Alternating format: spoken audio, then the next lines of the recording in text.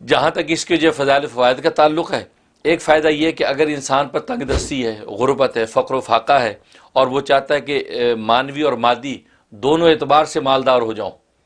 ظاہر باطن کے اعتبار سے غنا مل جائے، تو 2 رکعت نماز حاجت کی نیت سے نفل پڑھے، اچھا اور ہر رکعت میں سورہ فاتحہ کے بعد 7 مرتبہ یہ سورہ کوثر پڑھے۔ اچھا ہاں، اور جب سلام پھیرے تو یہ جو دعا ہے، اللہم اکفنی بحلالک عن حرامک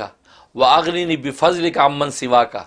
یہ حدیث کی دعا ہے۔ یہ دعا جو ہے 11 مرتبہ پڑھے، اچھا پڑھ کے جو ہے اللہ سے خیر مانگ لے، تو اس کی پابندی کر لے، یہ 41 ڈیز کی نیت سے شروع کر لے، انشاءاللہ زبردست اس کا نفع ہے کہ آپ یہ خوشحالی کے جو ہے دسترخوان بچ جائیں گے، اللہ ایسا خیر کثیر اللہ عطا فرمائیں گے۔ اور دوسرا فائدہ یہ کہ اگر جو سر میں درد ہے اور سر کا درد جاتا نہیں ہے، دوائیں بھی استعمال کر رہا ہے، ہر طرح کے ٹوٹکے کر لیے جاتا نہیں ہے، تو سورہ کوثر جو ہے 7 مرتبہ پڑھ کے خود پڑھ کے دم کر لے، یا کوئی دوسرا پڑھ کے اس کے اوپر یہ 3 مرتبہ پھونک دے، تو انشاءاللہ 2-3 دفعہ کرنے پر جو ہے کیسا بھی سر کا درد ہوگا وہ ٹھیک ہو جائے گا، سبحان اللہ سورہ کوثر۔ اور تیسرا، اگر پیٹ میں درد ہے، پیٹ میں درد ہے یا السر کی تکلیف عام طور پہ ہو جاتی، اس کی جلن ہے، تو 7 مرتبہ یہی سورت جو سورہ کوثر پڑھ کے ایک چٹکی نمک یوں لی اور پڑھ کے اس کے اوپر دم کیا اور وہ چاٹ دی، اچھا یا کسی دوسرے نے پڑھ کے دم کیا اور اس کو چٹا دی، بچہ ہے یا بڑا ہے، تو جناب وہ 1-2 دفعہ چٹانے میں ہی انشاءاللہ جو ہے اس کے پیٹ کا درد ختم ہو جائے گا۔ اگر صبح چٹا دی ہے، اب دوسری چٹکی شام کو چٹائیں، تو انشاءاللہ جو 2-3 دن میں ہی جو ہے کسی قسم کی پیٹ کی تکلیف جو وہ رفع ہو جاتی ہے۔ اور ایک فائدہ یہ کہ اگر دشمن ہے اور وہ ستاتا ہے، تنگ کرتا ہے، ہر طرح تکلیف پہنچاتا ہے، تو روزانہ 41 مرتبہ یہ جو ہے سورہ کوثر پڑھی جائے، خاص طور پہ وہ دشمن کہ جو صرف اکیلا نہیں ہے بلکہ پورا ایک جو ہے وہ جتھا ہے دشمنوں کا، وہ مل کے آپ کے خلاف پلاننگ کرتے ہیں، مل کے آپ کے خلاف جو ہے وہ جوڑ توڑ کرتے ہیں، تکلیف پہنچاتے ہیں، تو ایسے جتھے کو توڑنے کے لیے تاکہ آپس میں ایک دوسرے کے دشمن ہو جائے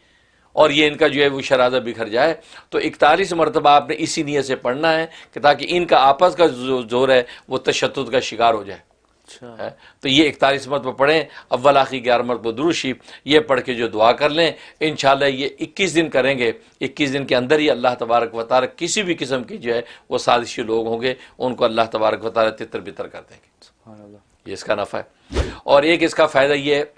کہ اگر انسان جو ہے اس کو 313 مرتبہ پڑھے، روز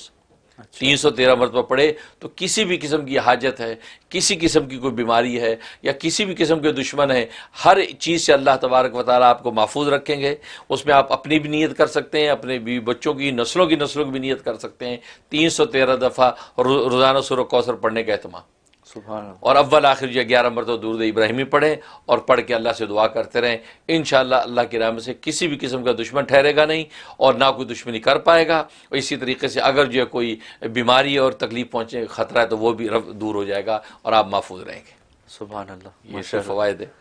اور باقی جہاں تک اس کے خواب میں تعبیر کا تعلق ہے، ایک اس کا مطلب ہے کہ اللہ تبارک و تعالی اس کو مالدار بنائیں گے اور اس کا مال جو ہے وہ اللہ کے راستے میں خرچ ہوگا، اللہ اس کو جو ہے اپنے راستے میں خرچ کرنے کی توفیق عطا فرمائیں گے۔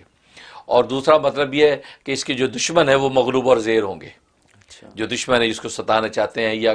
دشمن پہ حملہ آور ہونا چاہتے ہیں، اللہ تبارک و تعالی اس کو دشمنوں سے محفوظ رکھے گا اور یہ جو ہے دشمنوں سے محفوظ رہ کر بلکہ دشمن ہی جو نقصان اٹھا کے وہاں سے دوڑیں گے، اچھا یہ اس کا مطلب۔